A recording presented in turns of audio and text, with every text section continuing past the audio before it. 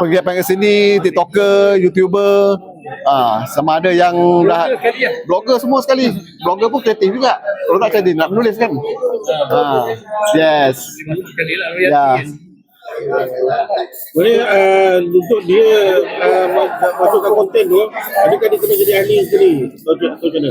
Dia sebenarnya tak adalah kena jadi ahli. Sekarang ni tujuan kita bina komuniti untuk Malaysia ni adalah untuk memudahkan kita pergi ke Asia. Sebab orang kat luar tu nak tengok berapa kuat komuniti kita, berapa kuat ahli kita. Baru sana akan layan kita dengan baik. Kalau setakat pergi 10-50 orang je, dia kata macam ni kau nak buat super app kan, mana kita kena ada ahli yang kuat. Sekurang-kurangnya ramai start daripada Malaysia. Sekarang lepas ni kita pergi ke Indonesia, di Indonesia kita pergi ke Filipina, kita kumpulkan semua pemain industri Asia, semua pemain industri dan orang biasa yang berminat dalam industri kreatif. Welcome. Sekarang ni dah hampir 500 orang. Sebab kita baru start key in data 1 bulan Oktober. Ini kira branding kita kedua lah. Itu kita post kita buat kat Finas. Ini kedua. InsyaAllah tahun depan kalau kita dah dapat satu angka yang besar, kita akan buat satu grand launching di Malaysia.